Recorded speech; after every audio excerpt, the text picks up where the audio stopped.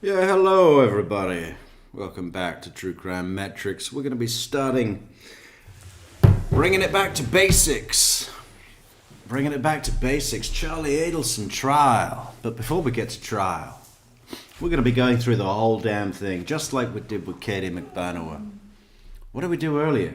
Oh yeah, we were reading his appeal, right? If you haven't seen that, check it out on our channel page. Yeah. Witness by witness. But first, before we even get to a witness, Arthur. Who is Arthur? What does he hear? We're going to be talking about Arthur's hearing. He's hard of hearing?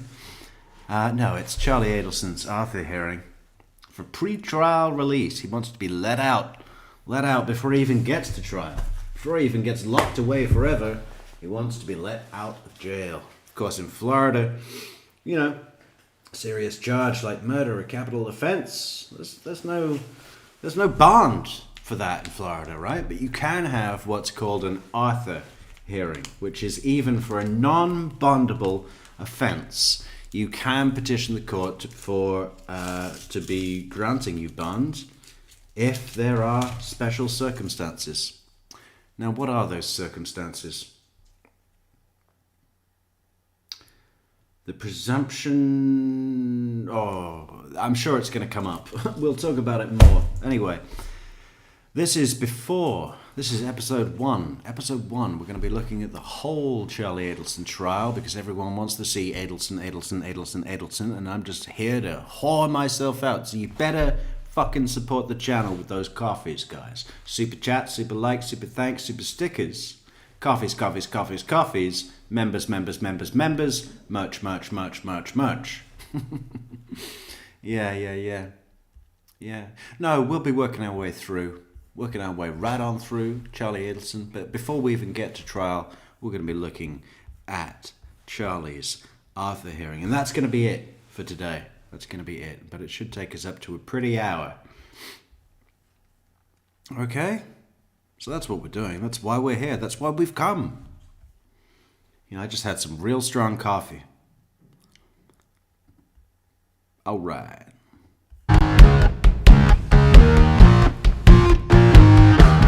The Honorable Robert Mueller presiding. Good morning. Please be seated.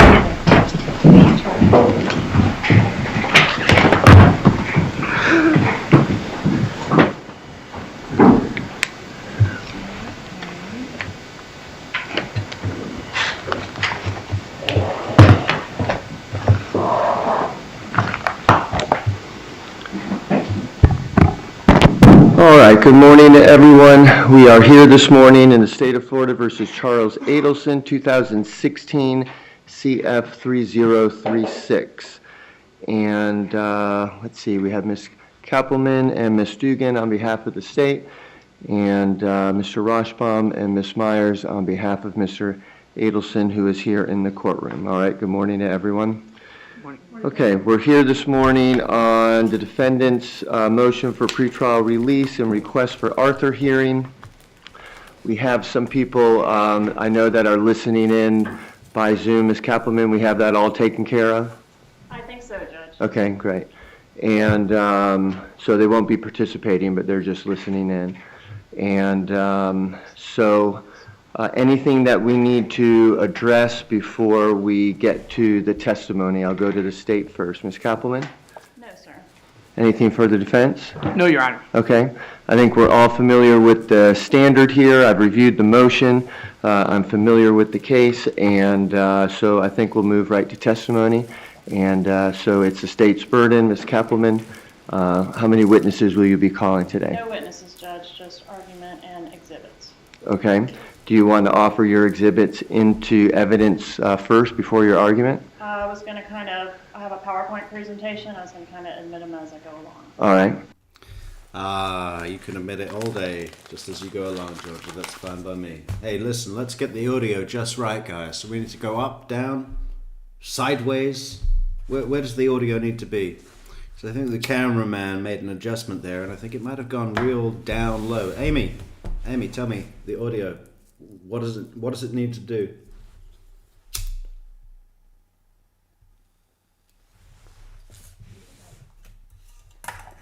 Amy.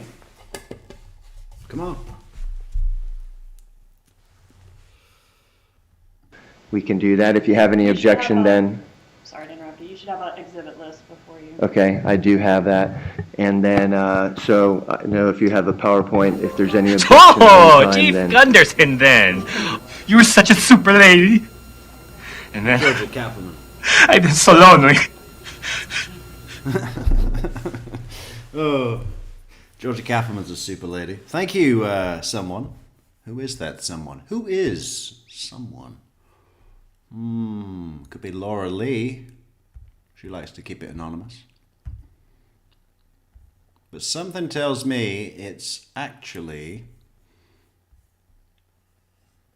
I knew it. It's M. Buika. Welcome, Buika. Arigato. Dos saimas. And thank you for the 3 coffees. M. Buika. We'll stop the PowerPoint and then take care of that at that time. Thank you, Your Honor. Is Your Honor able to observe the PowerPoint on your screen? Well, I was, but it just went off. Now I can see it, yeah. Okay.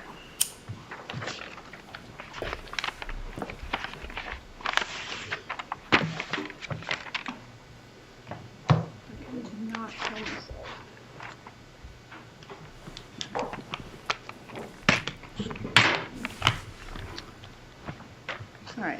So as Your Honor mentioned, we are all familiar with the Arthur hearing standard of proof of guilt is evident or the presumption is great. Obviously, we start with this man, Professor Dan Markell.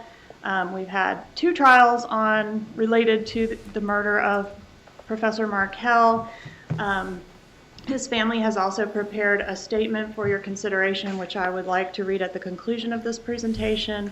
The investigation into his life and death revealed that his ex-wife and former in-laws had a strong motive to kill him in order to resolve a messy custody and relocation dispute over his 2 sons. On July 18, 2014, now over 8 years ago, Professor Dan Markell was gunned down in the driveway of his home.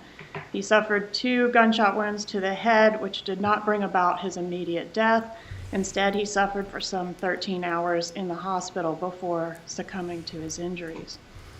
3 people involved in the plot to murder Professor Markell have already been convicted. Luis Tato Rivera on October 4th, 2016 by a plea of no contest. Sigfredo Tudo Garcia on October 15th, 2019 by conviction by a jury of his peers. And Catherine Katie Magbanawa on May 27th, 2022 by a second jury. I have prepared a binder containing 16 discs of the testimony from Ms. Magbanawa's trial in May of this year, which Your Honor presided over. I know you're very familiar with it, but there is no transcript in existence yet of that. So I would like to offer the discs, which are certified by the official court reporter as true and accurate copies of the testimony that was taken in this case as State's Exhibit A. Any objection? No objection, Your Honor. Be admitted as State's Exhibit A. And Judge, the evidence in this case showed that the link between the men that came to Tallahassee to murder Dan Markell and the family members with the motive to kill him was Catherine Magbanawa, and specifically her romantic relationship with this defendant, Charles Adelson. These photos were introduced in the most recent trial to evidence that the 3 convicted killers knew each other and that one of them was intimately connected to this defendant. Dan Markell's ex-wife, Wendy Adelson, testified that her brother, the defendant in this case, repeatedly made jokes that he had looked into hiring a hitman to resolve the issues between her and her ex-husband, Dan Markell, but that buying her a TV was cheaper. She further testified that the defendant did buy her a TV as a divorce present, the same TV that she was having repaired in her home around the time that her ex-husband was being murdered. The mention of a TV would later come up again in the trial through recorded conversations between the defendant and his mother, Donna Adelson, where Donna refers to the undercover law enforcement extortion operation as a TV, indicating this TV is going to be about $5,000. I was approached by a TV today.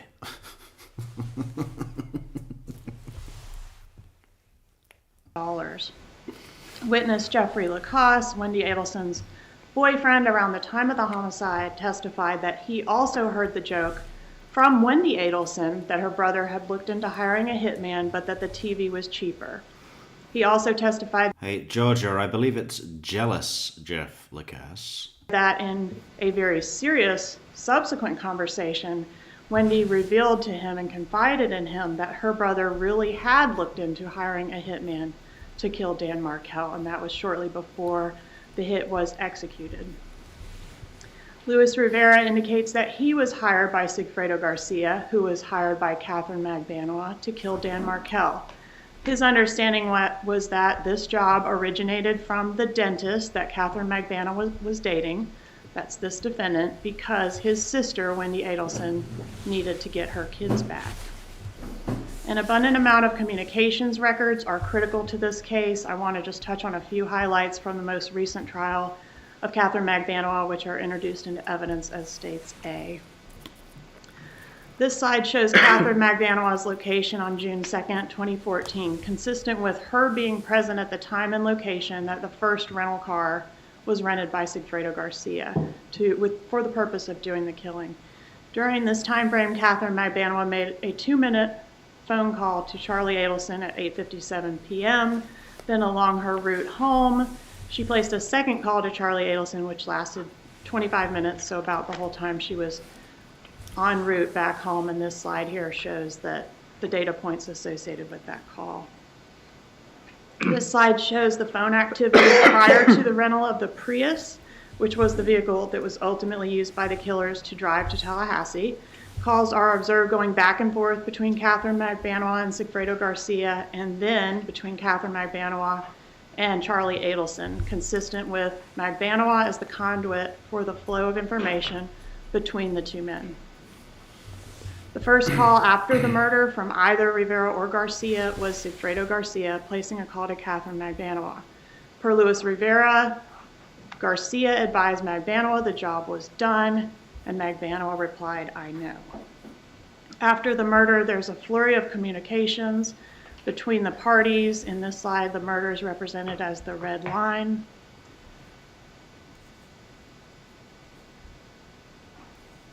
And the text messages between Magbanoa and Adelson on the day of the murder, where they appear to be making plans to hang out at Charlie Adelson's house that night. The state's theory is that the purpose of this visit was for Magbanoa to pick up the stapled money from Adelson, which was payment for the murder, and cuts of which would be delivered not only to Magbanoa but also to Garcia and Rivera the next morning. This slide shows Catherine Magbanoa's last two calls on the day of the murder, July 18th, 2014. Both were to Charlie Adelson at 10:12 p.m. and 10:20 p.m. After these calls, her phone is consistent with being turned off until the next morning, which was the morning of the money drop. This slide shows Magbanoa's locations on the morning of the money drop, consistent with her phone coming back online in a direction of travel south, consistent with having come from Charlie Adelson's residence and traveling toward the location of the money drop. The next slide shows locations of the handsets of the parties, consistent with the money drop occurring at Luis Rivera and Jessica Rodriguez's residence between 10:30 a.m. and 11 a.m. on July 19th, 2014. This slide shows Magbanoa's handset consistent with her leaving the money drop location and heading toward the home of Yendra Velasquez Mascaro to pick up her children. Mascaro testified that this was the only time she ever kept Magbanoa's children overnight, and that when Magbanoa picked the children up, she indicated that Charlie Adelson's brother-in-law had been involved in a car accident. June Umchinda is a witness who was one of Charlie Adelson's girlfriends subsequent to Magbanoa. Umchinda testified that it is Charlie Adelson's practice to keep his money in stapled stacks of $100 bills. And per Luis Rivera, on the day after the murder, he received stacks of $100 bills stapled into $1,000 stacks as payment for his role in the murder. That money was delivered to him by Garcia and Magbanoa the morning after the murder, and the morning after Magbanoa made plans to spend the night at the home of Charlie Adelson. The financial evidence in this case is important as well for your consideration.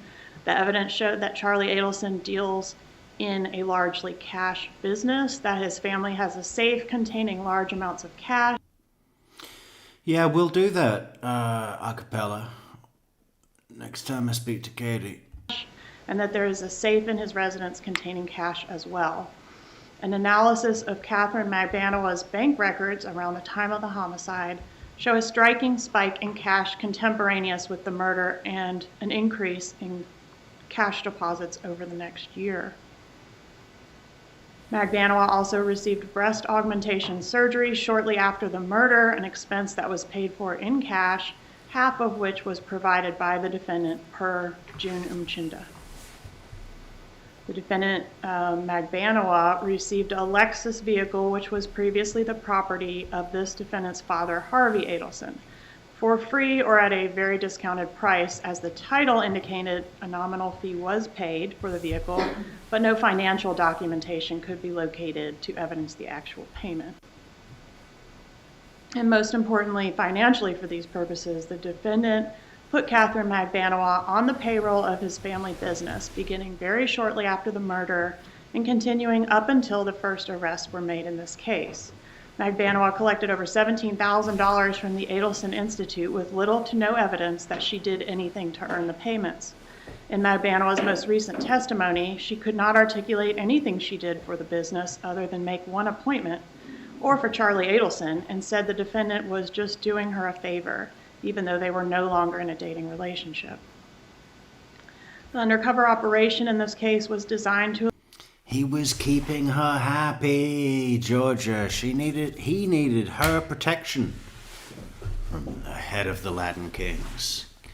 The extortion never went up, and Katie was always broke. I was keeping her happy. Illuminate the co-conspirators and their respective roles in the... Look at what's her name? Catherine. What's her name? Moore? Like, you know, your hair, female defense attorney, whatever your name is. Look at these two women on the prosecution table. Look at their fabulous hair. What is wrong with you? You look like the Scarecrow from The Wizard of Oz. Conspiracy. When the defendant's mother, Donna Adelson, was approached on the street by an undercover operative posing as a gang member who knew about her role in Dan Markel's murder and was attempting to extort $5,000 from her. You know what she looks like? She looks like Garth from Wayne's World. Let's bring up a picture of Garth. Hang on.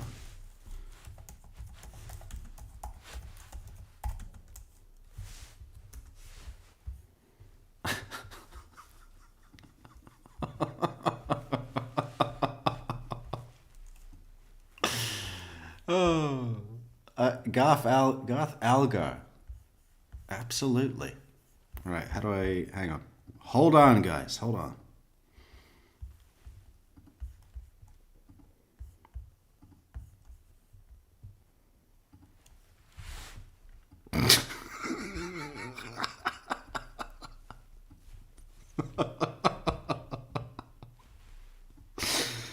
Okay.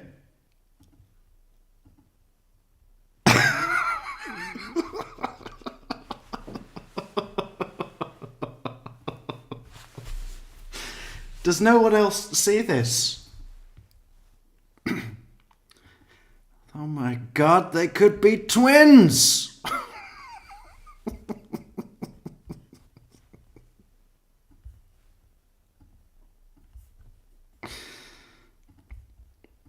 Undercover operation in this case was designed to illuminate the co-conspirators and their respective roles in the conspiracy.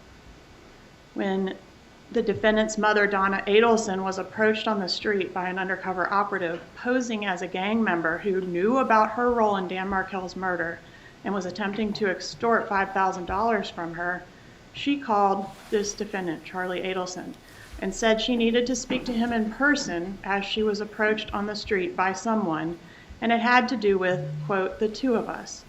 Donna Adelson tells Charlie Adelson that the extortionist mentioned his ex-girlfriend.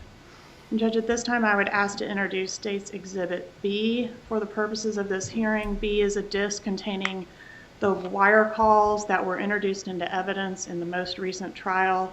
The wire calls are certified by the clerk of court as a true and accurate copy of the exhibit that was introduced into evidence. Any objection? No objection, Your Honor. Be admitted as State's Exhibit B. And although there were many ex-girlfriends to choose from, this defendant called only one ex-girlfriend, Catherine Magbanua, whereby a very revealing string of conversations is had over several days captured in State's Exhibit B for purposes of this hearing, demonstrating the flow of communications to always occur between the co-conspirators in this particular pattern. After the undercover operation, or the bump as it is commonly referred to, Charlie Adelson and Donna Adelson meet to discuss the issue in private, followed by Charlie Adelson's recorded meeting with Catherine Magbanua in the Dolce Vita restaurant, whereby he can be heard making several incriminating statements to her about the interaction between the undercover officer and his mother. And at this time, Judge, I would ask to move into evidence the recording from the Dolce Vita restaurant, which was introduced into evidence in the previous trial, also certified by the clerk as a true and accurate copy of that exhibit as State's Exhibit C. Any objection? No objection, Your Honor. Be admitted as State's Exhibit C. And some of the statements that the defendant made that I'd like to highlight for Your Honor that were captured in this exhibit are, quote, "If they had any evidence, we would have already gone to the airport. The problem is, even if they bug this, even if they bug your home phone, nobody is going to," and then it's unintelligible. You've got to understand, in order to prove it, you have to put that person at the scene at the time, not in the car. Because the fact is, it's like, even if, let's say you just sat in the car, right? And then I go ahead and I commit a crime. And then I go, but your DNA is in the car. And I go, yeah, Katie was in my car. And she got out and she did this horrible crime. Okay, so they come and get the DNA in the car and go, oh, Katie was in the car. No, Katie sat in the car for 2 minutes and they got in the AC and then they got out of the car. Katie has nothing to do with me robbing the burger. Yeah, no. Oh, Katie was in the car. No, Katie sat in the car for 2 minutes. I love his conceptual thinking of this. What is he talking about? I mean, have you seen any TV ever? You know, they can't arrest you if you weren't at the scene of the crime. At the time of the crime, at the scene of the crime, they got nothing. I mean, like, then how would any murder for hire work? I mean, what is he talking about? I just don't get that. How could you think that? So even if I can prove that, yeah, Katie was with me, can you put Katie at the Burger King? I can say that she sat in the car, yeah. So discussing the quality and implications of the potential evidence in the case. Later, he says, let me ask you a question. When everybody was there the next day, did any of you take any money? It's not like you're driving around in a Bentley, cruising around in a mega yacht, referencing the money drop, wanting to know if there's anything flashy going on with the money that could draw attention to them. Later, he says, so if you didn't witness it, you only heard a rumor on the street that this person did something. Do you know what that's worth? 0. Then what you do...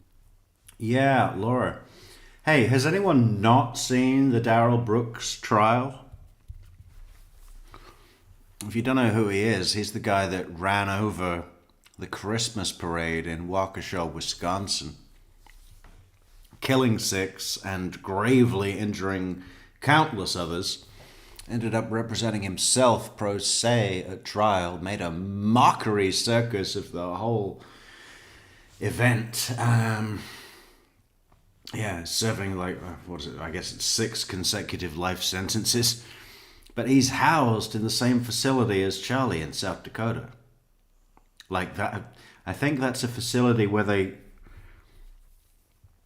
put people that are just like, okay, we need to put these people really far away from everything. In fact, did I get that right, Laura? I think I got that right. Maybe we should show a little clip of Daryl Brooks in court. I think some people in our True Crime Metrix world haven't seen it. We should be covering that trial soon. I mean, well, some of it. I don't want to do the whole thing. I don't think anyone wants that. But there are some really good bits. As you wear a wire, you get this person talking, and if you can get the person to confess on wires, then you have something that you're charging. You have a confession. You have an admission of guilt. So discussing the bump as a possible law enforcement undercover operation, where... Yeah, but the funny thing is, Amy, that they're both, what does Georgia call him? Prize fighter of varsity. I mean, Daryl Brooks loves to talk as well, So you can just imagine them being sellies and driving each other crazy. Whereby somebody wearing a wire is trying to get information that could be used against them in the case. What if you rented a car today? I go, Katie, can I borrow it for the weekend? And I'll bring it back on Tuesday. You go, yeah, sure. So you rented a car, you've been in that car, I drive it to effing Orlando, I rob a McDonald's in Orlando, I come back and I go, here's the keys, Katie, and you go, okay, thanks. Yeah, you rented it, or what if you were effing out all weekend and you didn't even know I took your car and I did something and I brought it back, okay? My point is, I don't have any knowledge of what went on. Evidently, this person either is pretending to or does. I don't want someone paying visits to my parents. A few lines down, and I think if they thought I had something to do with it, they would find me and talk to me. You know what I'm saying? Like, talk to the person who's involved, not fucking people who aren't involved. And I'm not involved, but if they knew our relationship, your relationship. There's a few more in Lowell Correctional as well, Laura. We got Denise Williams, she's there. Some more that we've covered. Who else was it? I mean, it's like the main women's correctional institute in Florida. So it's pretty big. It's quite possible that none of them ever see each other. But it's really funny to think about all these characters that we know so well sat around the same chow line. Relationship is with me, not my family.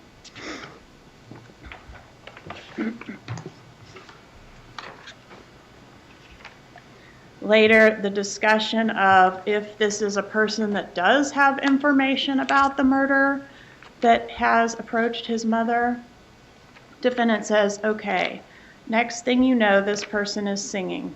Other people start singing. As soon as they have him, he starts calling your name out. Oh, my parents are going to have to say, and there's some discussion about the guy, that his parents will have to report that the guy approached. Then I want to give them the money, but what I don't want to get involved in is next Tuesday, he's asking for $10,000. So this was my idea. I give you the money, you contact, there's some unintelligible there. Listen to what I'm saying.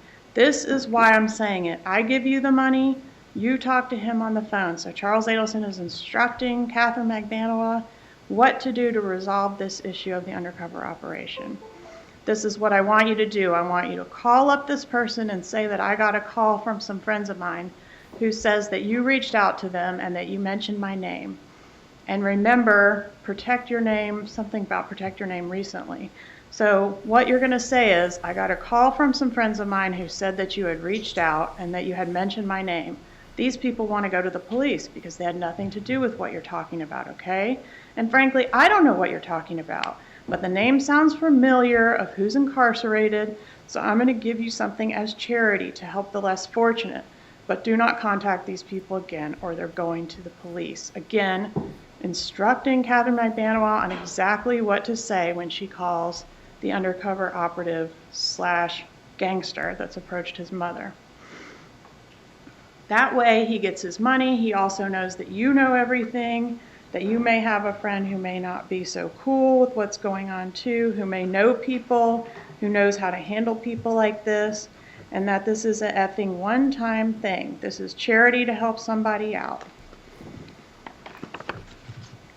If it's this guy, maybe in the back of he knows something times a million. And now he's effing with his wife, and he's effing with him, and you F with something, you F with the king himself. You better kill him because he's going to be a big problem, and he knows who you are. If he can't do it, he'll have someone else do it. And so help me God, if they fuck with my family, it's going to be like effing that Nazi shit. Because this will be done. You know what I'm saying? I mean, Katie, I don't care what I spend, okay? I swear to God. Later he says, like, you know it. I don't even... Isn't it hilarious that Charlie's excuse for this conversation was that he's trying to let Katie know that he's not setting her up? What? Oh. Dahlia DiPolito had a better excuse. It was the script. It was the script. What happened to her while she was awaiting trial? She suddenly got this giant lisp. It's really funny when they ask her, like there's a news report of Dahlia DiPolito and they ask her, describe yourself in 3 words. And with this huge lisp, she says, okay, sweet, compassionate, and there's another word that's really bad to say if you've got a huge lisp. Sweet, compassionate, and what is it? Sophisticated. Oh, Dahlia, choose different words, Dahlia. I don't have to sit here and tell you what I would do. I would show you what I could do. You know what I'm saying? Like, I mean, she sounds like Sylvester the cat, right? you know how I am. Like, I look for things to do. You don't ask me for shit. I'm the one that's like, hey, somebody's birthday's coming up. I got you. And I'm the one who's like, hey, I'll sell you a Lexus for a very good price. You know what I'm saying? Like, I don't have to tell you. I show you. There's a difference. There is a difference. Laura doesn't have to tell us. She shows us with a super sticker. Thank you, Laura. Somebody's birthday's coming up.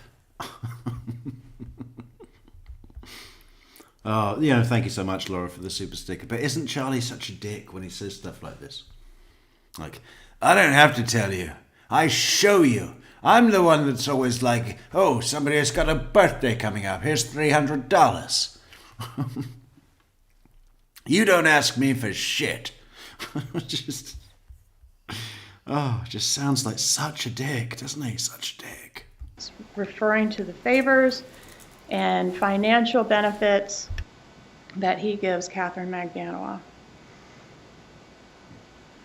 Later, Charles Adelson says to Catherine McBanois in this conversation, listen, you giving some money is not an admission of any kind of guilt.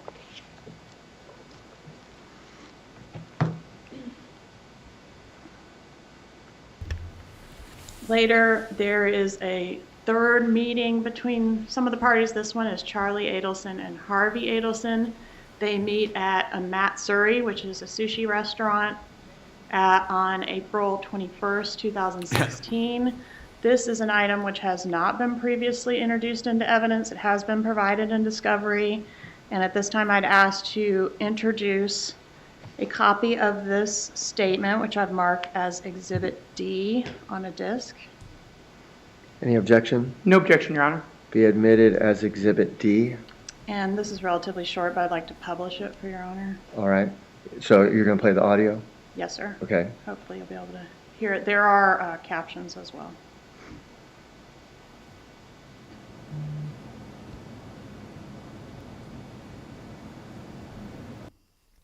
Let's just read that there. Charlie and Harvey Adelson in restaurant. On April 21st, 2016, surveillance was conducted at the Matsuri restaurant, 5759 Bird Road, Miami, Florida, between Charlie and Harvey Adelson. The following is a partial transcript of the captured conversation. 5759 Bird Road. Let's check it out.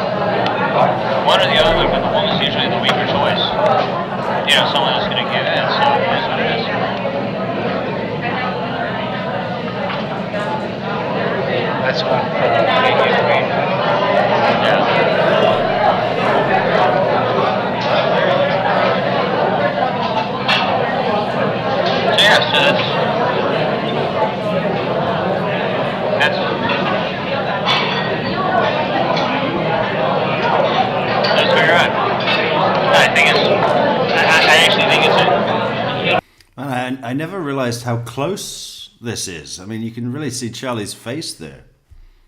I thought I'd seen another angle of this. I completely must have imagined that. You know, at some point, somebody, they have to reach out, they have to do something. They have to sort of, listen, and they ask you a question, yes or no, someone's just going to say no. So there has to be some kind of tactic to come in to the introduction, you know, where it's like, it makes sense, it really does. I don't think they're that smart. And the funny thing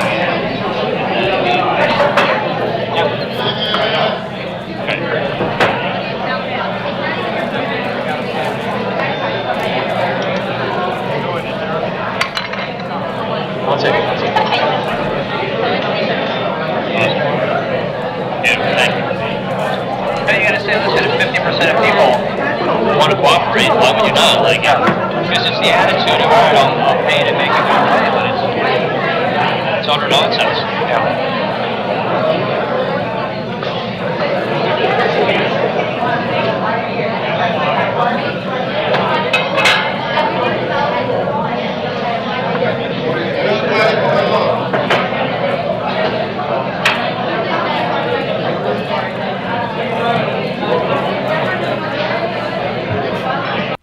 What does that even mean? It's utter nonsense?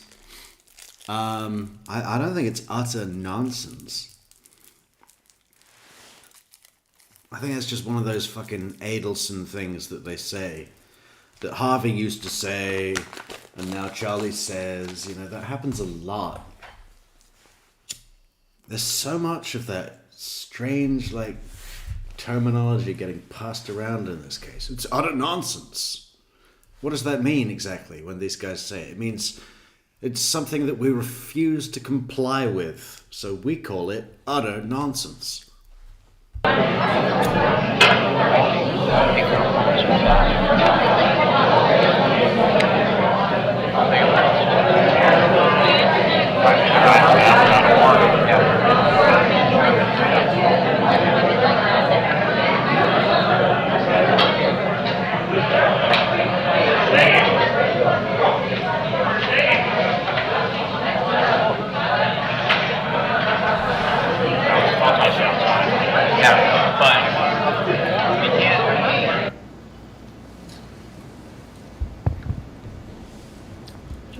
time, I'd ask to introduce a statement that was prepared by the Markel family as states Exhibit E.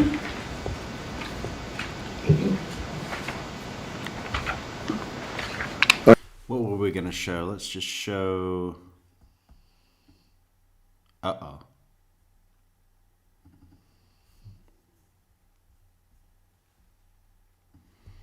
Hang on. I've got to put a little bit here.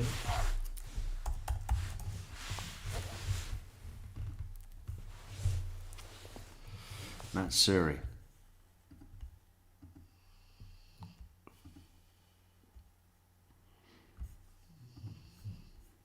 Motherfucker.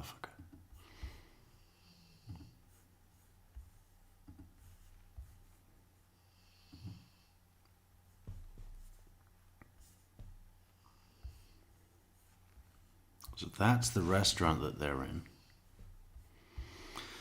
Let's check out their sushi.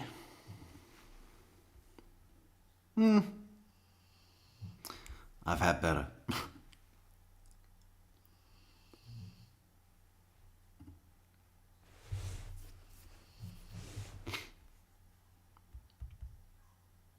He goes on about the undercover cop in a minute eating California rolls. He's like, nobody comes to a sushi restaurant and orders California rolls. Or does he order a salad? He identifies that the cop is an undercover that doesn't like sushi because he orders either California rolls or a salad. I'm not impressed with the sushi here, man. Sorry.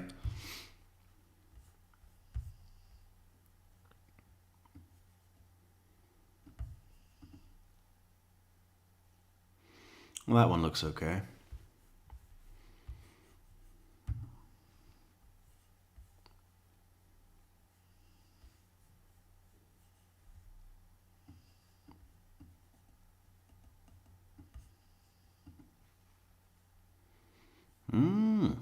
Some tempura langoustine. Miso sari.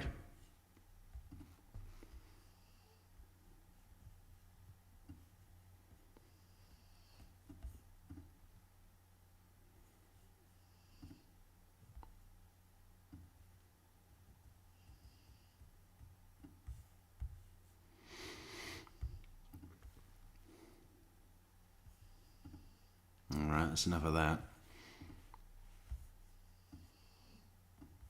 All right, any objection? No objection, Your Honor. Be admitted as State's Exhibit E. And Judge, before I move on from that, one additional statement that I failed to bring to your attention from the Dolce Vita recording, states Exhibit C, is where Mr. Adelson indicates, you know, there's a discussion of every Tom, Dick, and Harry's going to show up and want assistance if they pay out the money to this thug that's approached his mother. And there's a comment in which Mr. Adelson says, hey, you know who this is coming from? The inside.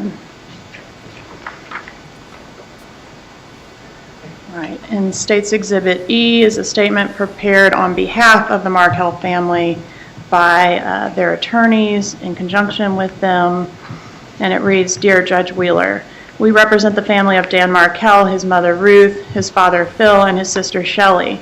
On behalf of the Markel family and pursuant to their legal rights as crime victims under Florida law, we respectfully submit this letter to oppose defendant Charles Adelson's motion for pretrial release.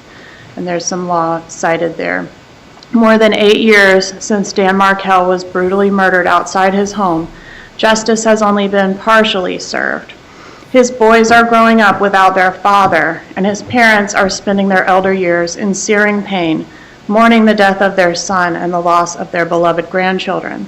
The upcoming trial of Charlie Adelson is an important step on the path to justice for Dan, his family, and the countless friends, colleagues, and loved ones who continue to mourn him around the world.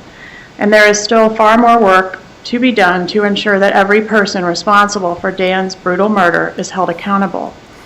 In our view, if Mr. Adelson is released pending trial, there is significant risk that he would flee, attempt to corruptly influence witness testimony, otherwise tamper with trial evidence, and or conspire with or be influenced by other co-conspirators. For all these reasons, his motion for pretrial release should be denied. And there's some law stated there as well. Tellingly, Judge Hankinson twice denied similar requests for pretrial release made by Catherine Magbanua, a convicted co-conspirator who faced the same charges for the same murder for hire, even without Mr. Adelson's substantial wealth and financial means to flee. Seriousness of the offense and weight of the evidence. On July 18, 2014, Dan Markell was shot twice in the head at point-blank range, just hours after dropping off his 2 young boys at daycare. This was not a crime of happenstance or wrong place, wrong time. It was a cold-blooded contract killing, premeditated, planned, and paid for by those who wanted Dan dead. No criminal offense could be more shocking or more serious. Dan did not die immediately. He suffered terribly in the hours after being shot, in what certainly were the most painful and terrifying final moments of life. In our opinion, the state has presented overwhelming evidence that Charlie Adelson, working with or on behalf of other members of the Adelson family, commissioned the contract killing of Dan Markell. Some of that evidence has already been presented to the jury in the trials of Sigfredo Garcia and Catherine Magbanua, co-conspirators in Dan's murder who have been convicted of first-degree murder and conspiracy to commit murder. The conviction of Ms. Magbanua, Charlie Adelson's former girlfriend, was based on evidence beyond a reasonable doubt that she was the critical connection between the trigger man who gunned down Dan in his own garage, Mr. Garcia and Luis Rivera, who pled guilty, and the members of the Adelson family, including Charlie Adelson, who allegedly commissioned Dan's murder. In our view, additional evidence to be presented at Mr. Adelson's trial, including the enhanced Dolce Vita audio recording, leaves no doubt that Charlie Adelson commissioned Dan Markell's murder. We are confident that a jury will agree and convict Mr. Adelson. The evidence putting Charlie Adelson at the center of Dan's murder is, in our opinion, devastating and inescapable. For starters, Ms. Magbanua has already testified that she believes Charlie Adelson was involved in Dan's murder. Wendy Adelson, Charlie Adelson's sister and Dan's ex-wife, testified Charlie Adelson had explicitly talked about hiring a hitman to kill Dan, but bought her a new TV instead, because it was cheaper than hiring a hitman. In the days and weeks before the murder and on the date of the murder, Ms. Magbanua and Charlie Adelson were in frequent, regular contact with each other. Ms. Magbanua often communicated with Mr. Garcia and Charlie Adelson with Donna Adelson in close proximity to those calls. During the 90 minutes immediately after Dan's murder, Ms. Magbanua communicated with both Charlie Adelson and Mr. Garcia. Mr. Adelson and his mother, Donna Adelson, also spoke during that same time period. Then, in the weeks and months after Dan's murder, Ms. Magbanua received thousands of dollars from the Adelsons, including paychecks for a no-show job at the Adelson Institute and a car. In April 2016, undercover law enforcement contacted Donna Adelson about Dan's murder, handing her a flyer about the murder with a request for $5,000 to help Mr. Rivera's family. Donna Adelson's first call after the undercover bump was to Charlie Adelson. She explained that a man had handed her some paperwork that involved probably both of us, probably the two of us. You probably have a general idea what I'm talking about. Charlie Adelson said, "What did they ask?" And Donna Adelson responded, "This TV was probably about 5, apparently using the code word TV to refer to Dan's murder." Donna Adelson told Charlie Adelson that the undercover agent had mentioned an ex-girlfriend, but did not name Ms. Magbanua. Yet, after the call, the specific ex-girlfriend that Mr. Adelson called was Ms. Magbanua, with whom he then met in person to strategize about how to respond to the undercover bump. Law enforcement recorded that meeting at the Dolce Vita restaurant. Among other incriminating statements, Mr. Adelson told Ms. Magbanua that the individual who contacted his mother didn't mention his name, which led him to believe that these people only know part of the story. And of course, no plausible explanation has ever been offered as to why Mr. Garcia and Mr. Rivera, two gangsters from South Florida who had no connection to Dan Markell whatsoever, would have killed Dan, other than the obvious one. They were hired by members of the Adelson family through Ms. Magbanua, the only known connection between each side of the murder for hire conspiracy. Flight risk. Charlie Adelson is a classic flight risk. He faces charges of first-degree murder, conspiracy to commit murder, and solicitation to murder. and the very real prospect of spending the rest of his life in prison. Mr. Adelson and his family have substantial wealth and the financial means to flee. Recorded telephone calls capture Charlie Adelson boasting about his expensive luxury cars, boat, and international travel. Mr. Adelson even discussed with Ms. Magbanua his intention to flee in the event he was prosecuted, evidence of both consciousness of guilt and of flight risk. On the enhanced Dolce Vita recording, Mr. Adelson told Ms. Magbanua, quote, "If they had any evidence, they would have already gone to the airport." Sorry, we would have already gone to the airport. This court should not give him an opportunity to make good on that actionable threat. Witness and evidence tampering. There is a substantial risk that Charlie Adelson... Yeah, good luck with this fucking pre-trial release, man. He's a definite flight risk. He's spoken previously of an intent to flee. He has substantial wealth and means. He boasts about his luxury cars and says we would have already gone to the airport. It was a script. would attempt to corruptly influence trial testimony or otherwise tamper with trial evidence. Facing the prospect of an effective life sentence and a near certain conviction, Mr. Adelson has every incentive to influence witnesses who may testify at his trial. Some of those potential witnesses, such as his mother, Donna Adelson, and his sister, Wendy Adelson, are close family members who may also be implicated in Dan Markel's murder and may themselves be subject to future prosecution. There is a substantial risk that Mr. Adelson and his family members could strategize, coordinate defenses, script testimony. Am I the only one that thinks Garth is better looking? Or work together to influence other witnesses. Any of these scenarios would threaten the integrity of Mr. Adelson's trial, as well as the ongoing criminal investigations of members of Adelson family members and other potential unindicted co-conspirators. Recorded telephone calls capture Mr. Adelson apparently discussing other serious criminal conduct as well, including trafficking in controlled substances, and demonstrate that he is capable of heinous violence toward others. For example, in the Dolce Vita meeting, Mr. Adelson tells Ms. Magbanua, when the expletive police show up, and there's a doctor, there's an oral surgeon standing there with a dead gang member in his expletive driveway, they're not going to come down too hard on me. And in a May 2016 call, Mr. Adelson discusses his willingness to alter patient records and to lie to his dental patients. After all of these factors, the serious murder and other felony offenses with which Mr. Adelson is charged, the overwhelming weight of the evidence against him, the lengthy prison sentence he faces, and the very real risk that he would flee, the risk that he would corruptly influence trial testimony, and the risk that he would conspire with or be influenced by members of his family, strongly support the denial of Mr. Adelson's motion for pretrial release. In the more than 8 years since Dan was brutally murdered, the Markel family has endured unfathomable grief and loss. Their only son was stolen from them, and members of the Adelson family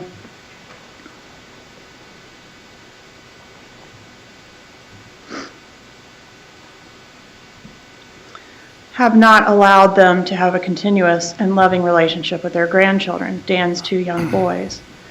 Throughout this horror, the Markels continue to fight for complete justice for their son and to be reunited with their grandsons. The interests of the public and of the Markel family as victims of this heinous crime support the denial of Mr. Adelson's motion. We thank the court for its kind consideration. Respectfully submitted, Orrin Schneider, on behalf of the Markel family.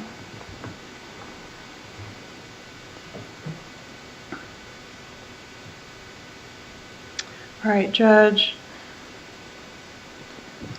Exit. That's the conclusion of the evidence, Judge, for your consideration of the Arthur issue. I do have a couple additional exhibits I'd like to go ahead and proffer for your consideration if you find that the burden was not met or you choose to exercise your discretion and consider bond for the defendant. All right. I have State's Exhibit F, which are some iCloud text messages from Charlie Adelson's iCloud from both 2012 and 2013. These are just messages between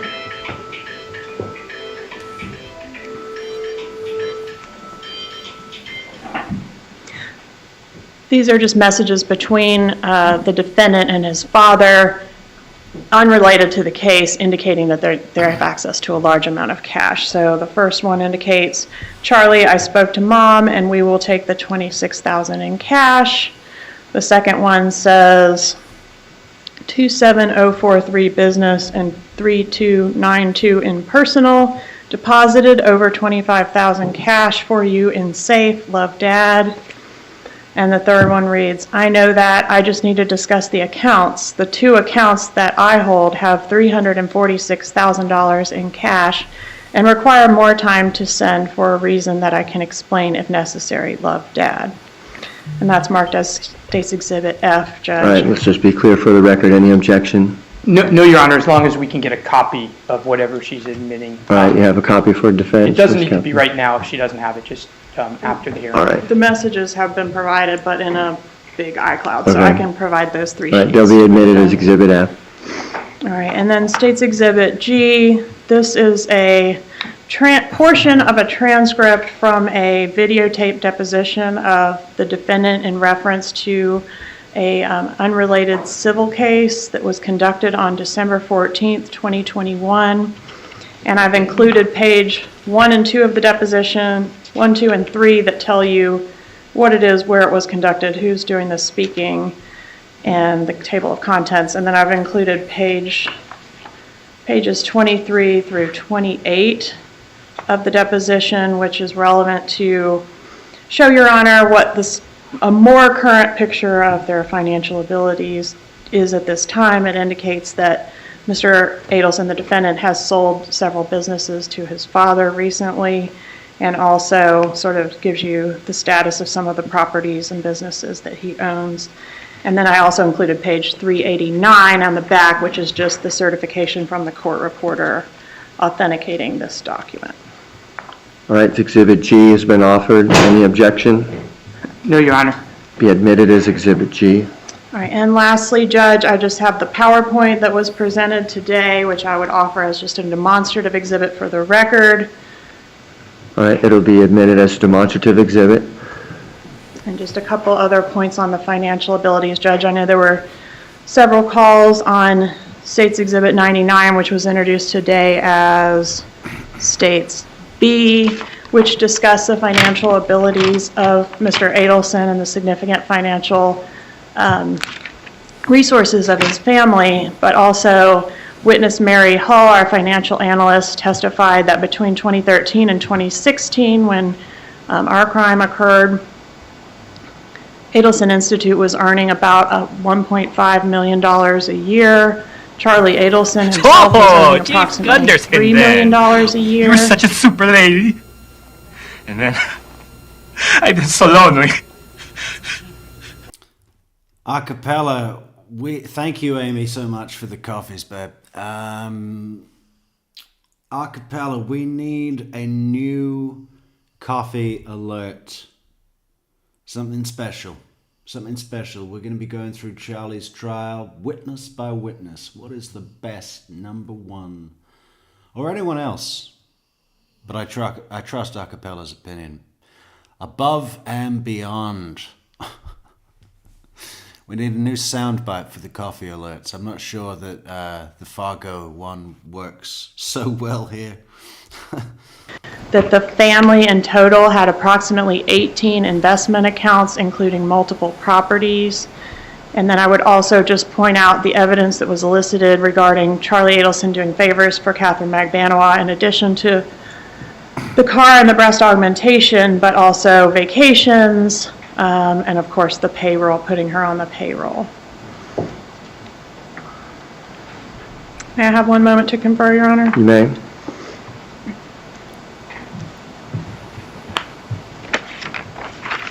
In closing, Judge, the state has met its burden of proof evident or presumption great by the great weight of evidence in this case. There is a lot of circumstantial evidence, and the devil really is in the details here, but the statements made by the defendant on those wire calls and in that Dolce Vita recording are very, very compelling, and we would ask Your Honor to hold this defendant without bond to protect the community, to preclude the potential for a flight risk, and to make sure that justice is served in this case. We do intend to try the case relatively soon. The defense and I have discussed a February or March trial date for this case.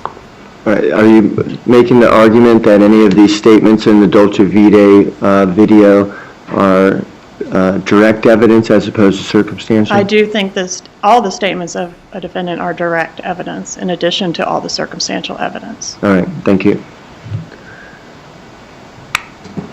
All right, Mr. Rashbaum, will you be calling any witnesses? No, Your Honor. Just presenting argument today? Yes, Your Honor. All right. You May I approach, proceed. Your Honor? Yes.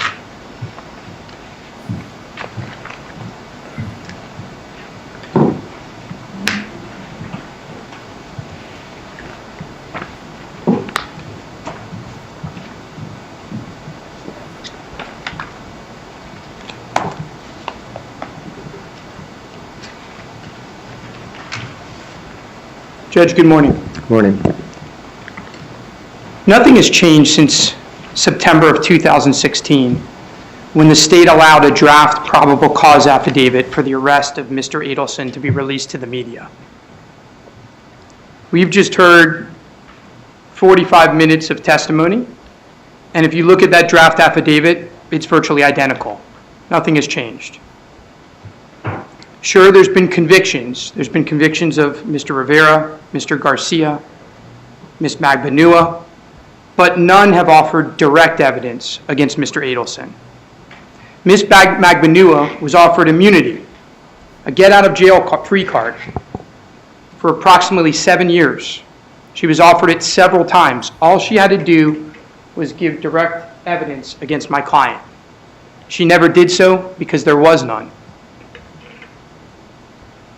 The evidence is the same today as it was back in September 2016, when the then prior state attorney, Mr. Meggs, said this evidence is, quote, mere speculation, lacking probable cause for an arrest. Nothing has changed.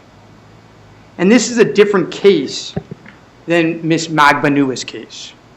In Ms. Magbanua's case, when Judge Hankerson heard this bond hearing, there was direct evidence. There was direct testimony.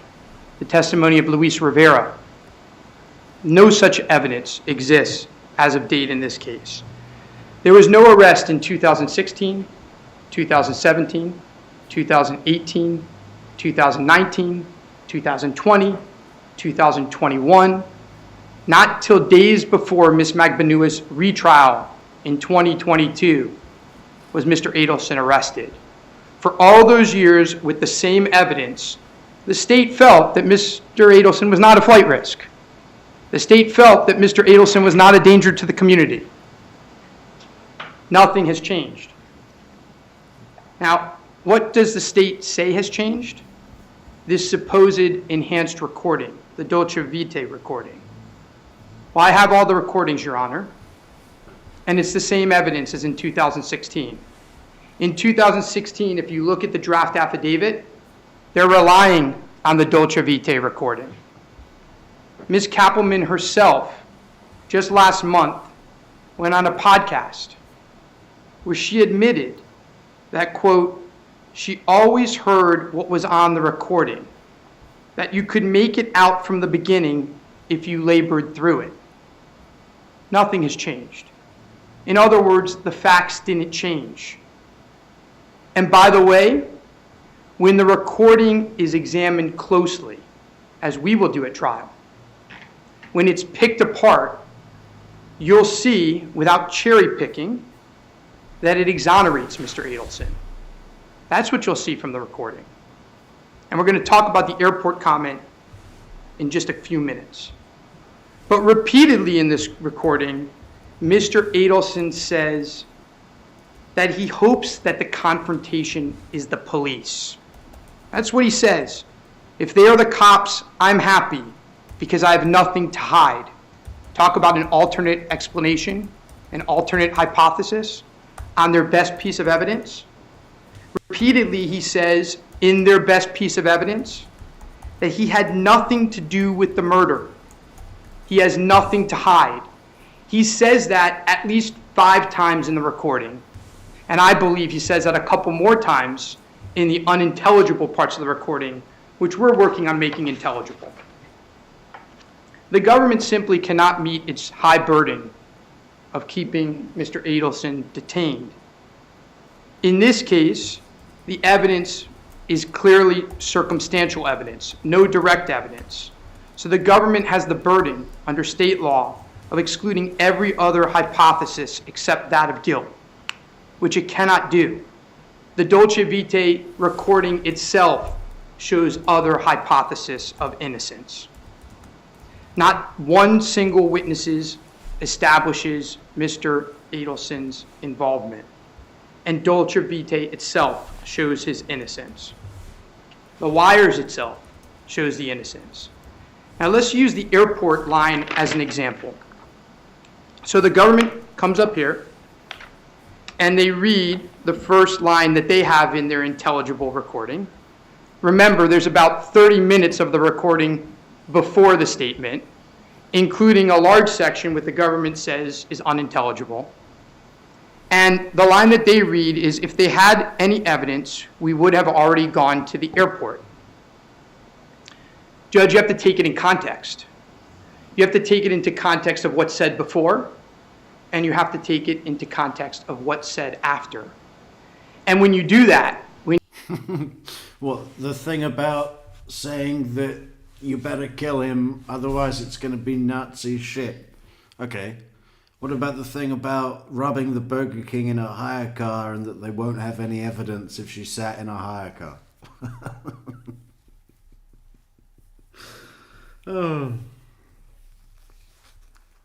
He's just printing the money in his mind, Daniel Rushbill, isn't he? I wonder how much he's spent already. You think he paid for that tie? Definitely not.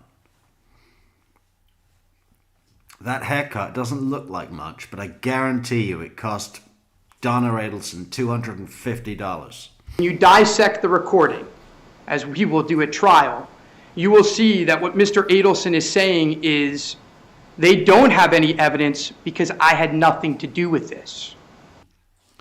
Is it a toupee? Can we zoom in on that hair? I mean, there's something not right. There's something not right here.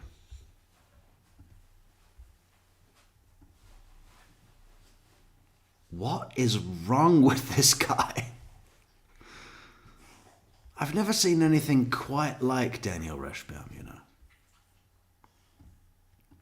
Very strange little man.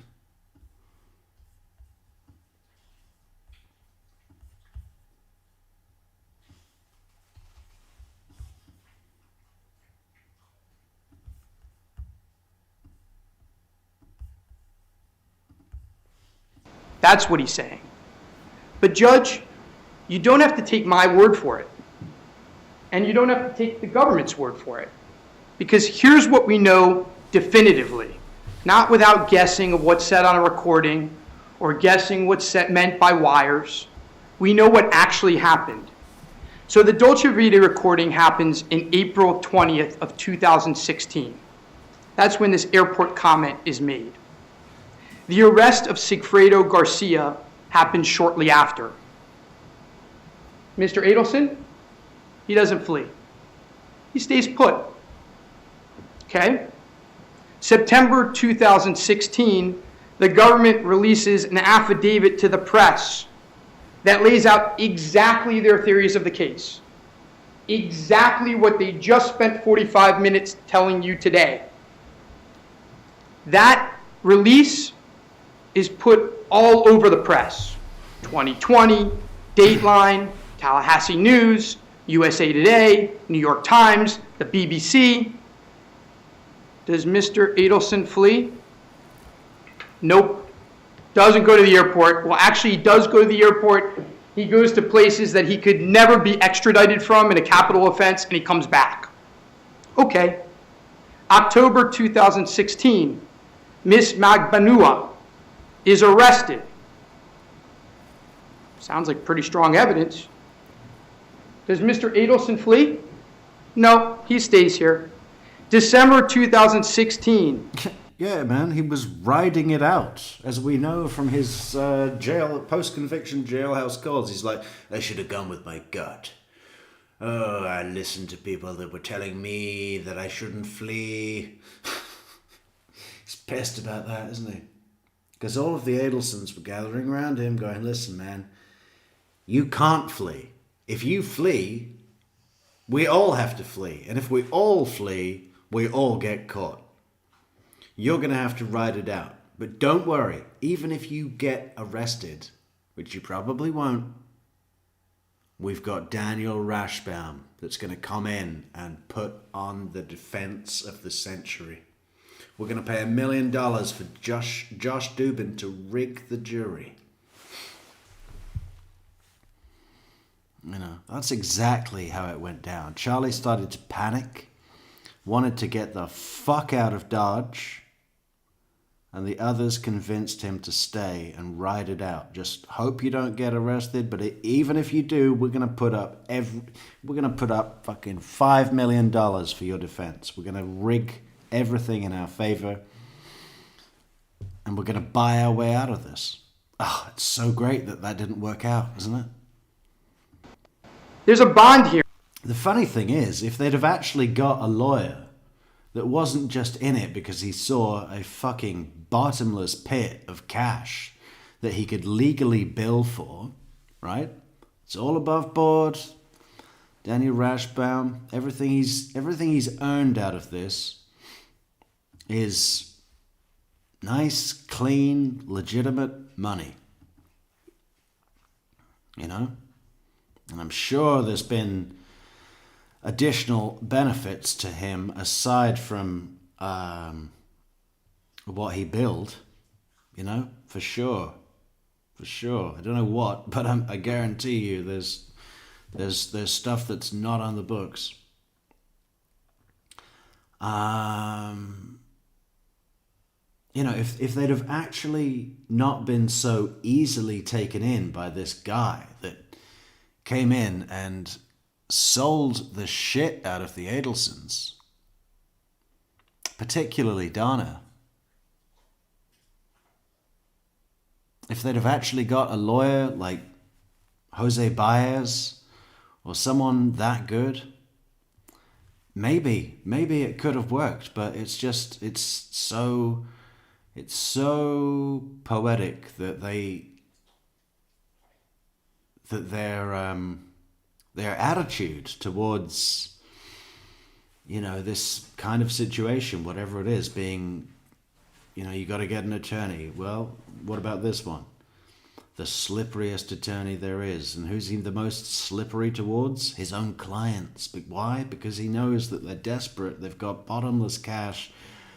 And they'll do exactly what he says. He made them believe that he was the guy for the job and just printed a load of money. If they'd have been wiser, if they'd have put their money in a better attorney, maybe he could have got enough. I mean, trials are there to be won. It happens. In this courtroom, I believe. During the bond hearing, the government again lays out the theory of the case with Mr. Adelson as its centerpiece. Does he flee? Nope. Reports of immunity come out in the press. They're offering Miss Magbanua, she can get out of jail. All she has to do is turn on Charlie Adelson. You heard that testimony. Does he flee? No. Conviction happens of Mr. Garcia, hung jury of Miss Magbanua. Does he flee? No, he never flees. That should tell you, when you look at the context of this comment, it's taken out of context by the state. And what you're going to see in the trial is many of the supposed evidence that they have, the circumstantial evidence in the wires, on the Dolce Vita video, taken out of context. You don't have to guess what Mr. Adelson meant when he said, if they have evidence, we would have already gone to the airport. They've had all the evidence for 7 years, nearly. He never fled. Now, Judge, even if you somehow find that the state is able to establish its incredibly high burden here, you still have discretion to grant bail and should do so. May I have a moment, Your Honor? You may.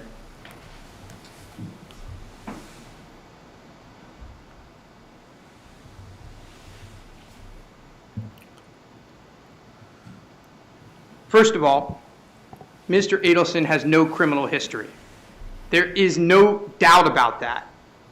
Yeah, he's never been caught for all of the shit he's done. I understand He's used to getting away with it, okay? the letter from Gibson Dunn, and I understand that they're doing their job, but they can't point to any criminal history. They point to a line in the Dolce Vita recording where Mr. Adelson is talking about how he will defend himself. That is not anything about criminal history, a bad criminal history. There is no dispute in this case that Mr. Adelson, a man of 46 years of age, has no criminal history before this case. During his arrest, he was fully cooperative. As I've just stated, he has never fled since 2016. The state has obviously never considered him for the past 6+ years to be that great of a danger or a flight risk that they needed to arrest him in the last 6 years. Now, this letter also talks about tampering of witnesses. Well, again, the state clearly wasn't worried about that from 2016 to 2022. And I'm not sure what witnesses Mr. Adelson would tamper with. There's been 2 trials. There are trial records of the witnesses who have taken positions. I'm not sure what witnesses they're referring to. Judge, when looking at taking discretion, you should do a balancing act. I think that's what the courts say.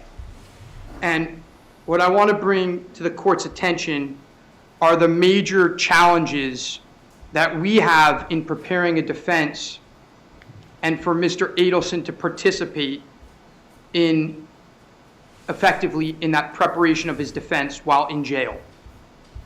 And some of this has come to light since our last hearing, and frankly, may delay the trial, as you're about to hear. So, what I don't know that Your Honor is aware of is, since being arrested, Mr. Adelson has been in protective custody. What that means is that he is in solitary confinement. And he's in solitary confinement because of the publicity of the case. The prison thinks that's the only way to protect him because of the publicity of the case. As a result of that, he is allowed 30 minutes a day outside of his cell. On weekends, he sometimes doesn't get out at all. He has phone call capability, but those phone calls are during specific times in the day. And the phone calls get cut off after 30 minutes. He has to recall. There's also a high cost to those calls, but that's not an issue here. We filed a motion with the court to allow him to listen to some wires. I'll tell you what we've been doing, Judge, is we spend as much time as we can going through wires with Mr. Adelson on our phone call, where we literally are sticking a computer near the phone and then trying to go through it. As you can see, it's not ideal, but we're doing the best we can. Your order said to the prison that they should use reasonable efforts to allow Mr. Adelson to listen to these wires. So we provided the prison, and they received it on, I believe, August 23rd or 24th, an MP3 player with these wires. Now, these wires are around, give or take, 600 hours of wires. Those don't include the wires related to Luis Rivera and his separate case, but related to this case, they're around approximately 600 hours. Since August 24th, Mr. Adelson has not been allowed 1 minute to listen to those wires. And when I spoke with the jail yesterday, they informed me that he would be allowed soon to start, but that because of a shortage in staff in the prison, he would be allowed 3 hours a week to listen to those wires. Now, I'm not great at math, but we can do the math. 600 hours, if he gets 3 hours a week to listen to wires, it's going to be pretty hard for him to hear all the supposed evidence that's against him. We've also been told that we have to go through special channels and speak to the chief of the jail to get a computer in the prison for us to use with Mr. Adelson. So for instance, the videos today, Mr. Adelson has never seen. We have. The government has been terrific with discovery. We have no arguments with the government. They've been terrific getting us discovery. Sure, there's bumps in the road. They've helped us through it. So we have no arguments with the state. Mr. Adelson, we can't get a computer in to show him videos. He obviously can't get a computer in. We've been told we have to call the chief of the jail. I've called him now 36 times. I've gotten one call back where he said he would get back to me. We'll keep trying. There's a 2-hour limit on attorney visits with Mr. Adelson without special permission. And I've been told that the special permission is hard to get, again, because of the shortage in staff. There are, by my estimation, 57,542 documents that have been turned over to us in discovery. Not pages, documents. It took the jail 1.5 months for us to get Mr. Adelson the 3,500 pages of trial transcript from the first trial.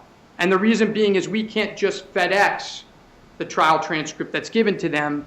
We need to FedEx it to them, and then they need to make photocopies of it.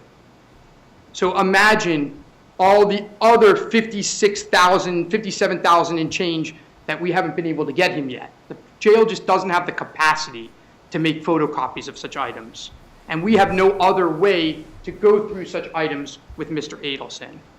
Judge, we are working hard. We are doing everything we can. We're having, as it's been reported on the media, hours and hours and hours of phone calls with him every day. But there's only so much we can do under these circumstances to effectively prepare our client for trial. B. Rabbit says, I don't think even Rash believes Rash. He doesn't give a fuck, B. Rabbit. It's just, I've never, even a bad attorney, even when you see a bad attorney doing their thing, they muster a bit more passion and force and, like, he's just reading. I mean, it's like there's nothing there. You don't feel any desire from him to do anything. Nothing about his demeanor or affect aligns with what you would expect to see from someone who is making the kind of case that he is, right? You just really feel that he does not care. Which is just not a good look if your job is to convince people.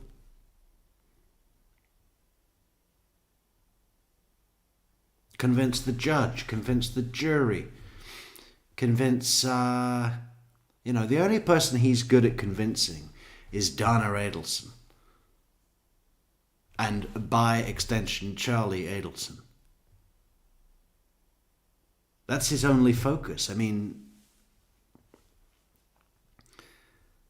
does anyone not feel this way, that he's just an opportunist, that whether it was by design or good old-fashioned good luck, just fell into this job and quickly saw that it was a situation that could benefit him extremely well? A license to print money, basically. Oh yeah, no, I think we need a few more billable hours. Everything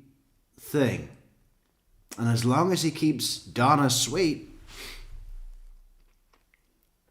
you know, and he knows exactly the kind of charm tactics that work on Donna Adelson. Part of that's being a Jewish mother, and part of it's being the,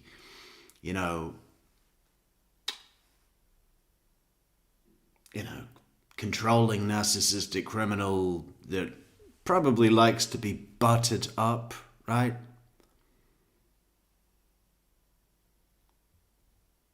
Could I charm Donna Adelson?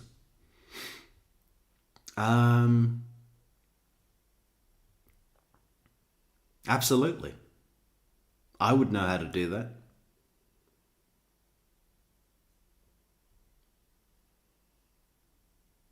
Right, it's pretty simple, really.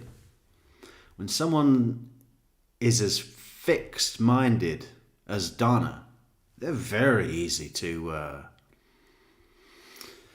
find that thing, whatever it is that they need. Right? And because they have such a belief in their own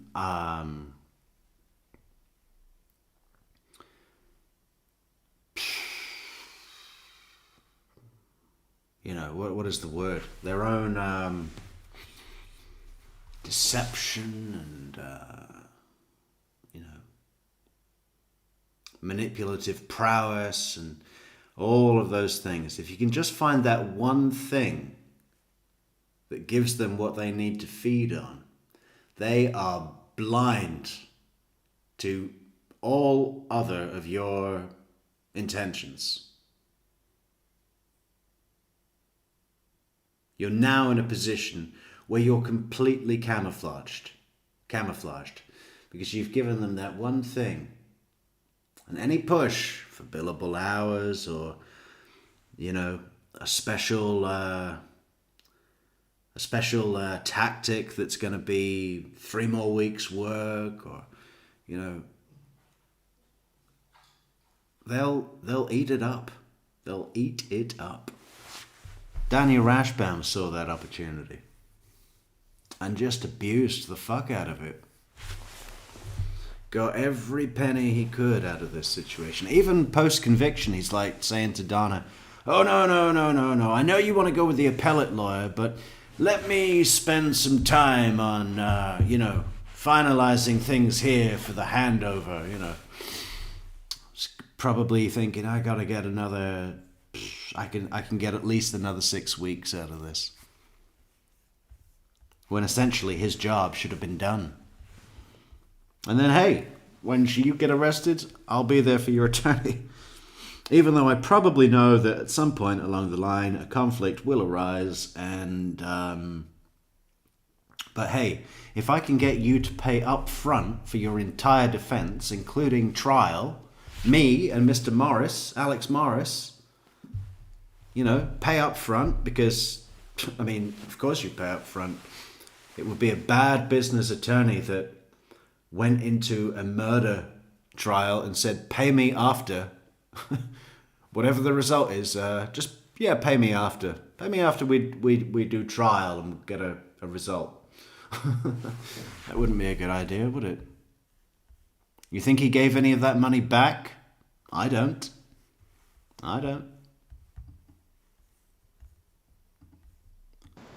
And there are appropriate conditions to his release. Home confinement, monitoring. We'll pay for 24-hour police security to watch him at the house. We'll tie up any assets that you think need to be tied up. He's been free and has not fled, has not committed...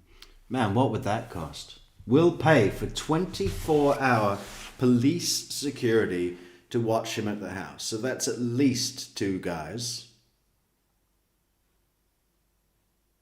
Probably 4. At least front and back of the house.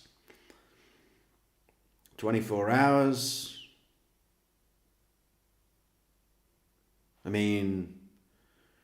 Round numbers, what would that be? Say it's just their wage. couple hundred. Let's call it $1,000 a day, right? 24-hour surveillance, $1,000 a day. For how long? Trial's not set yet. Let's say at minimum it's 6 months. 6 months, so that would be what, 180 days, $1,000 a day. Okay, we're in the region of 200 grand. Let's just round it up to $250,000. Yeah, I mean, I guess they would pay that if it meant he could get out on pre-trial release. To the Adelsons, that's worth $250,000. Even if his intent is to come and face trial, I mean, they would pay that, wouldn't they? They paid $1 million for Josh Dubin to come in and ask a couple of questions and scowl at the jury pool. Committed a crime in 2016 and onward. There's no reason to believe he will do so now. That's why we're asking for a bond, Your Honor. All right, thank you, Mr. Rashbaum.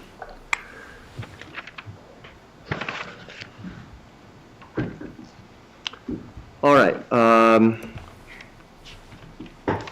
the court is in a unique position here because I sat through the other trial, which is what has been offered into evidence by the state, the entire trial and evidence from that trial, the wire calls, the recording from the Dolce Vita meeting, the recording from the Matsuri meeting is additional evidence that has been Additional evidence that has been, hey, Miss Collector's Item. No, this isn't today. This is old. This is old. We're going to go through Charlie Adelson's trial. This was before his trial even began. I mean, this was, when was this? This was 2022.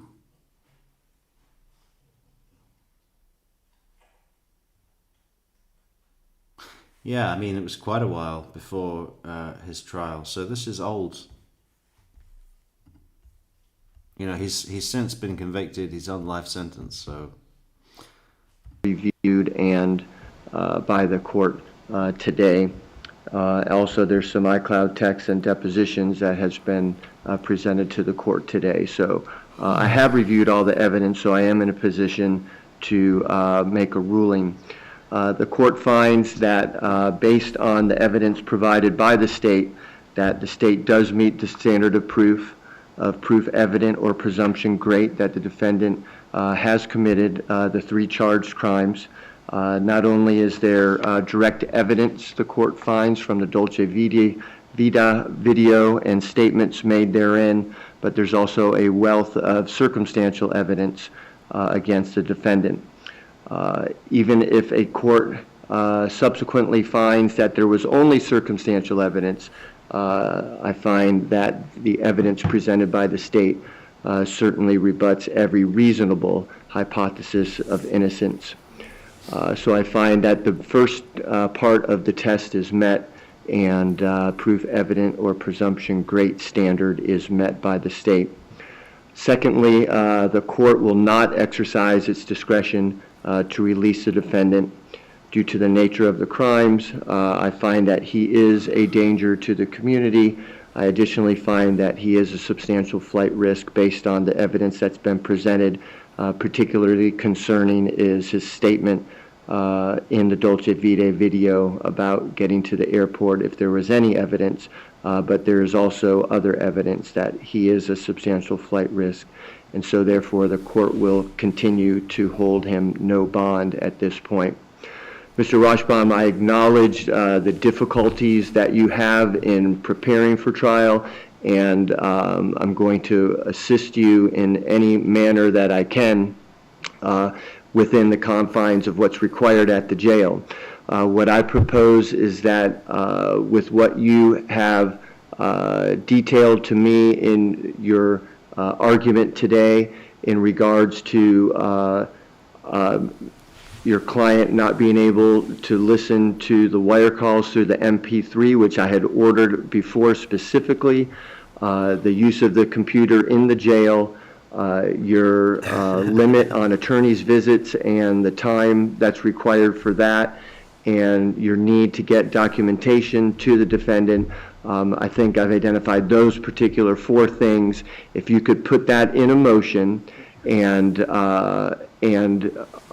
offer in that motion what you think is a reasonable, or what you're requesting, so that you can have preparation time with your client and review it with the state. I don't think the state's going to have any issues with most of the things that you propose, because I think that they want to move this forward also. I will assist you in any manner whatsoever with contacting who I can within their limited resources at this time, but I think we do need to move it forward, and sometimes it might take an order from the court in order to do that. So put it in a paper motion with the proposed order. Make sure that in that motion whether or not there's any objection to the state, but I've identified those 4 things. If there's any additional ones that you need for your preparation that are reasonable, I think these are reasonable, then also put those in your motion. We'll consider it. I don't think we will need a hearing on this. If we do, then I'll hold that hearing by Zoom so that we can get it done quickly and efficiently. Thank you, Your Honor. Okay. Ms. Kappelman, so that we're clear for the record, if you could please prepare a short order that says, for the reasons stated on the record, that the motion for pretrial release is denied, and then that way we have it clear in the record for any further review that's necessary. All right, so the next thing that we have on the document. Oh, shit. Not being able to listen to the wire calls through the MP3, which I had ordered before specifically, the use of the computer in the jail, your limit on attorney's visits and the time that's required for that. Oh, Chief Gunderson then. You were such a super lady. And then I've been so lonely. Hey, thanks so much, Cardwill. Thanks so much for the coffees on buymeacoffee.com. Much appreciated, Car J Will. Yeah. We're about wrapping it up for tonight, but it's our second stream of the day, guys, so it's a short one this evening. But that's okay. We're going to be moving on through the Charlie Adelson trial, witness by witness. But do we really have to do opening statements again and listen to Dan Rashbaum? I mean, I am playing that on double speed if we're doing it. Yeah, I guess that'll be tomorrow.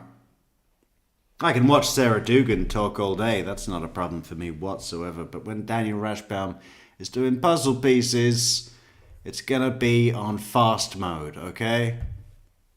Gotta get through that. Where's the rest of our video here? Hang on. Oh. I think I've identified those particular 4 things. If you could put that in a motion and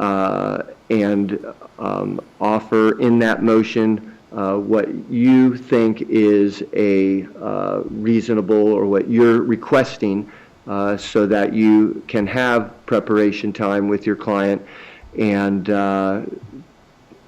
review it with the state. I don't think the state's going to have any issues with most of the things that you propose, because I think that they want to move this forward also. I will assist you in any manner whatsoever with contacting who I can within their limited resources at this time, but I think we do need to move it forward, and sometimes it might take an order from the court in order to do that. So put it in a paper motion with the proposed order.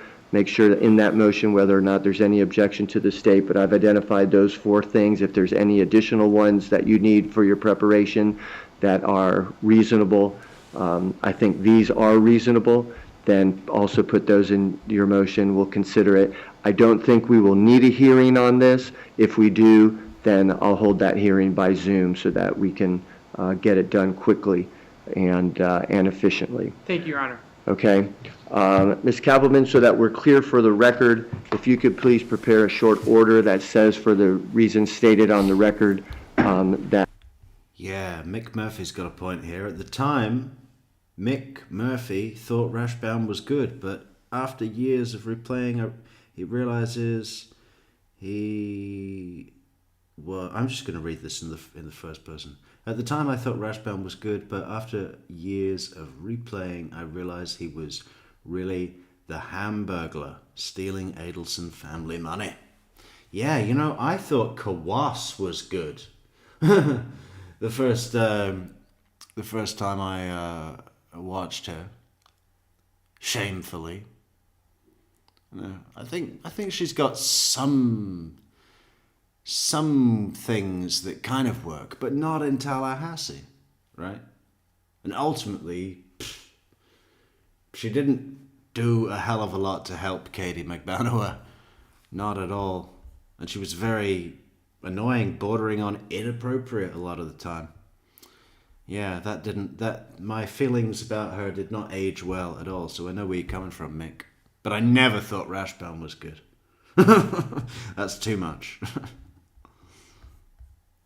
The motion for pretrial release is denied, and then that way we have it clear in the record for any further review that's necessary. All right, so the next thing that we have on the docket moving forward is we have a case management in December.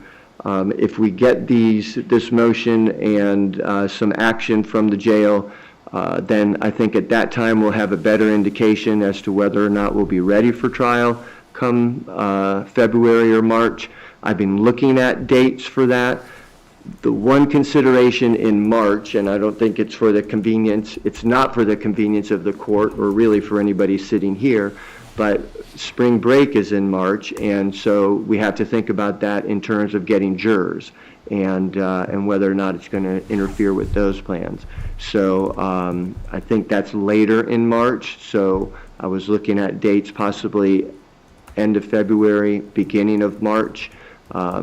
But let's have a better idea. If we don't do it then we're probably looking at April or May, because we can't do it in late March. We're just not going to have the jurors. It's just going to be too much of an inconvenience for them.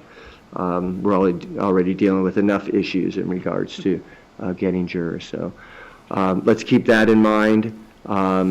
And I think we'll have a better idea of where we're headed. We heard all about the issues with getting jurors in the fucking Charlie Adelson appeal document that we read out today, 91 pages. If you haven't seen that already, check that out on our channel page. Man, that was funny. What a terrible appeal. I don't think it's going to work out well for him. I was expecting, something above the standard, something with a little bit of an extra, some curveball, some issue that would have been discovered. But no, it was just pretty basic within the lines of natural expectation, and not thrilled. Can't imagine it going anywhere. Sorry, Charlie. I wonder how much that cost you to produce. At that case management so that we can definitely blank out some dates then, either end of February, beginning of March, or if we're heading into April or May. Okay, any discussion in regards to that? Ms. Kappelman? No, Your Honor. Anything from the defense, Mr. Rashbaum? No, Your Honor. I think we'll have a good idea in December. All right, great. If you can get that motion to me as quickly as possible so we can get moving on these for you, and then we'll be in a position to know come December. All right, Ms. Kappelman, anything else for the court? No, Your Honor. Anything from the defense? No, Your Honor. All right, thank you both. We'll be in recess. Recess.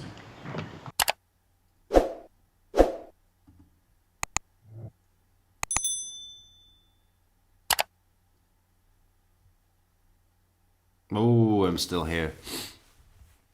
Yeah.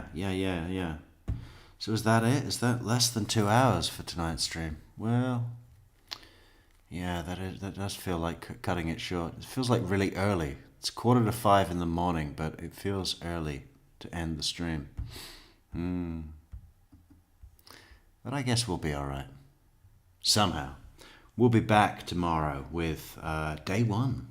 Or are we going to do a little bit of jury selection?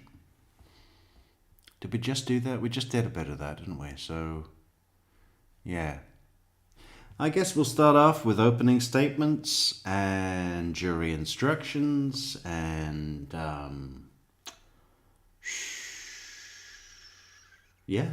Then head into the witnesses. Jim Geiger, we will be seeing you again. We will be seeing you again, Jim Geiger.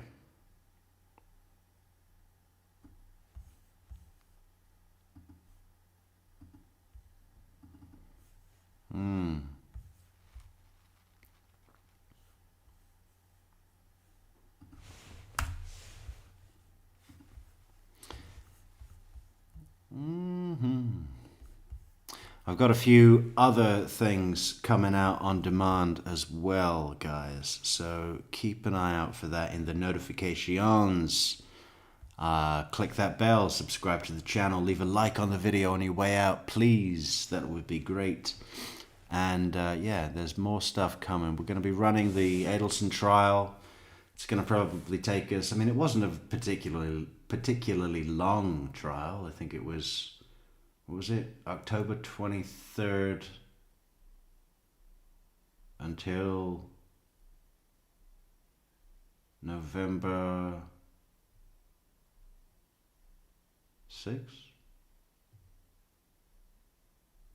Well, that's a full 2 weeks. I don't even remember it, but I thought it was like 6, working days and a weekend.